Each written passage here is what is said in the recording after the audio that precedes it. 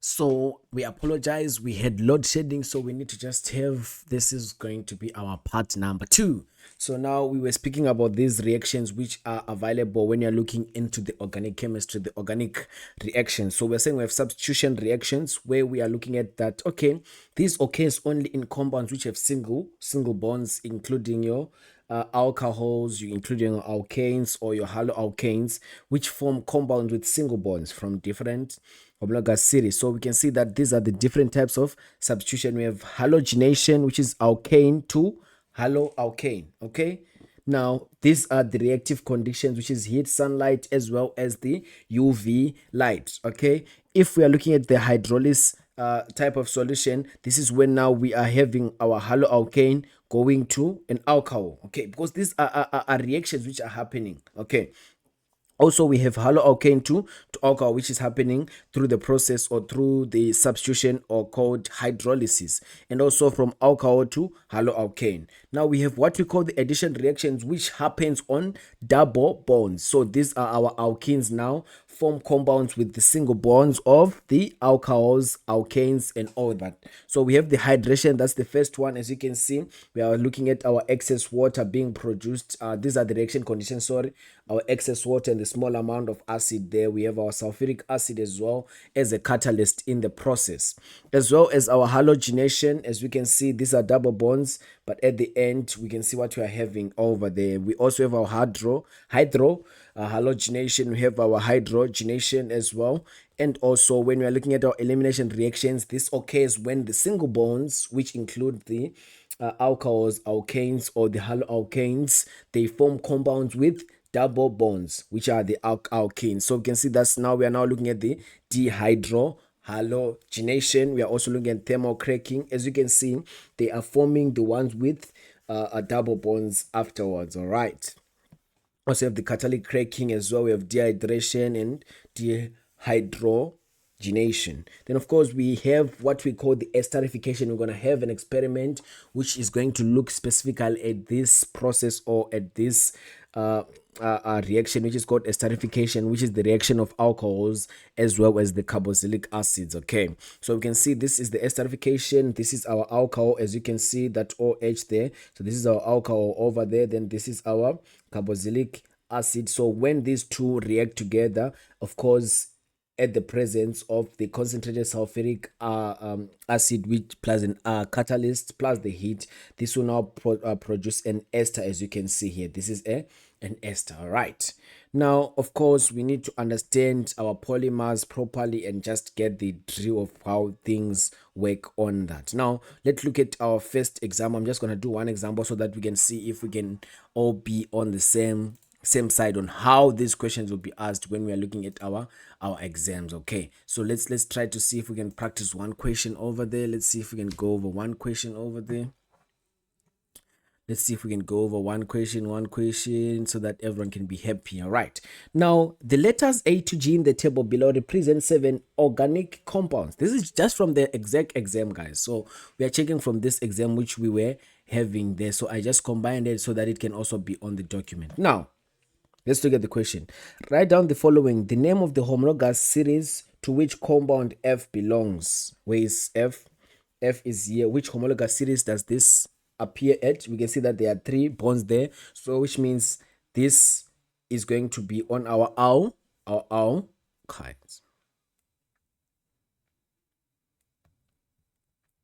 The name of the functional group of compound D. Where is D? Here is D.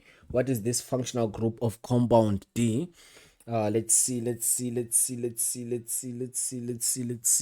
functional group for that should be our hydroxyl group, as we can see. All right, so on that compound D, our answer will be on our hydroxyl group. That's that group there. Okay, it's 1 mark. The letter that represents a primary alcohol. Let's check the primary alcohol. Primary alcohol should have an OH over there. because that's the functional group for here we go. We can see that this is the OH, so this is going to give us our alcohol. So our letter which we are looking for the primal alcohol is, it's, you can see it's easy. That's why I started with that small overview so that you can be able to go through it. Okay, now let's look at the IUPAC name for compound A. Where is compound A? Here is our compound A. So it's always the simplest thing, so we need to check what is our parent chain first. So we can see on our parent chain we have 1 2 3 4 5. Okay, 1 2 3. Okay, 1 2 3 4 5. Okay, so which means the highest is going to be 5, which is 5. Okay, so we can see that looking from this side we can have 1 2, and we can see coming counting from the right going to the left, we have our 1 2, and we can see that at 2 here we have this chain there. So that can be what we said, we have 2, so that can happen at 2 because this is meth. Okay, so methyl. All right, now we are looking at 5, which is pentane. Okay, but of course at 1 2 3 we have that oxygen there, so we need to have to understand that that's going to be our ketone over there. So that will be 3. That's where it is located. That double bond with the oxygen is on point number 3 there. And of course we have our on. Easy stuff. Okay, so we look for the parent chain first, and in this instance our parent chain was the longest one, which is this one, which is 5, which is giving us the pent. But we can see that we have our important thing there, which is the double bond with with oxygen, which is at position number 3. So that's 1 2 3. So that's why I can see it's pentane slash dash 3 dash 1, because this is a ketone. And of course we still have our chain there, our branch over there, which is at position number 2. That's why I can see it's 2 hyphen methyl pentane 3 on. Now the next question which we have here says that the structural formula of monomer of compound B. Let's check compound B. Here's our compound B.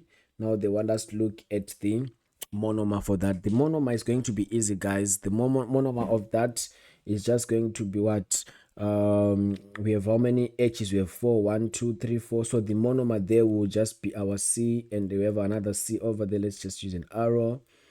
Then we need to have 4 hydrogens as well, so which means that can have our double bond there. So that would be H, that would be H, that would be H, that would be H. Okay, so we can see that's 1 2 3 1 2 3 4 1 2 3 4. Okay, and you can see that we still have our C's, and so that would be the monomer of that specific molecule. Now the balanced equation using the molecular formula for the combustion of compound E in excess oxygen. Compound E is butane. So what will be that balanced equation using the molecular formula? So we need to look at the molecular formula for that so that it can give us a balanced. Okay, for the butane, which means it has 4 C's.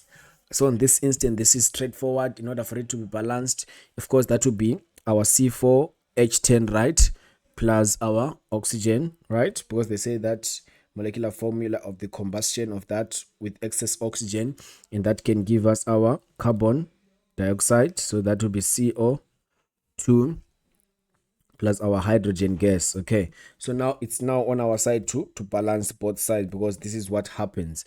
So we can see that this can be what 13 oxygen on this side times 226. Then we can have 8 here, then we can have 10 here, then we can have 2 here. Then it will be balanced. Okay, so also you on your side take time as well and try to balance it the same way I did here, so that you can also get the proper and correct answer on your side. Now briefly explain why compounds C and D are classified as positional isomers, which means, in other words, you just have to define what is positional isomers. We know that positional isomers, they are positional isomers because they have the same molecular formula. You get your mark, but they have different positions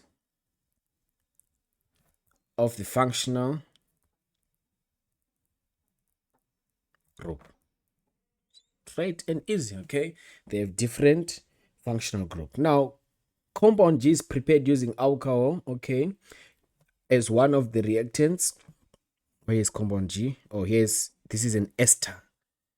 Okay, so now write down the balanced equation of the reaction using the structural formula for all the organic reagents. This is easy, guys. So this is mixed with an alcohol, and it's ethyl prop, which means eth, which means it's 2. This is prop, this is 3. This is easy stuff. So which means our alcohol, when we mix it with the carboxylic acid, our alcohol, if we're having 2 carbon atoms, the prop, which means they're going to have 3 carbon atoms in order for us to produce that what we are looking for.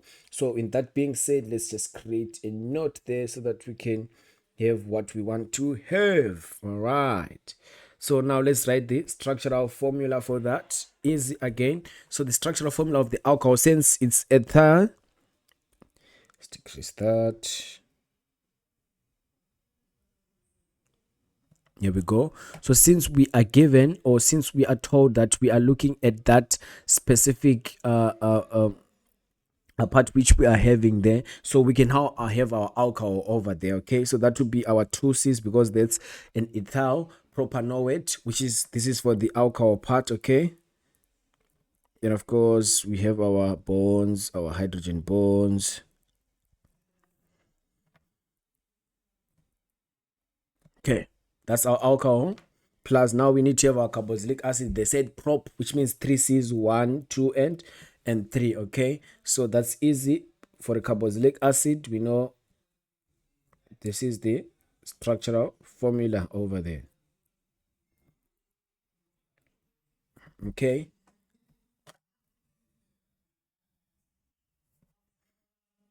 and this now will produce our ethyl propanoate. Eth, which is 2 carbons,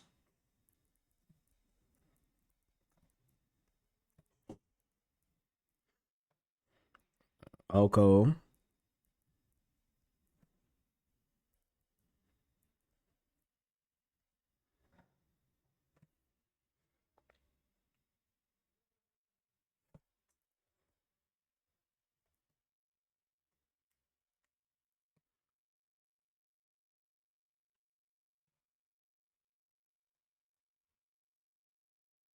and of course also produces H2O. Okay, so this is how it is. Easy stuff. Okay, so as they say that compound E and compound they said compound G, so we can see that this is our compound G, and our compound G is our ethyl propanoate, which means this is a combination of this ethanol, which is an alcohol there, and also a carboxylic acid there. So this is our ethanol here. That's our ethanol. This is our propanoate there, so that we can produce our ester, which we have here at the end. So that's how you can tackle and solve your problems. Easy stuff. So that's what I wanted us just to have, that small overview of how to solve and how to attack the questions.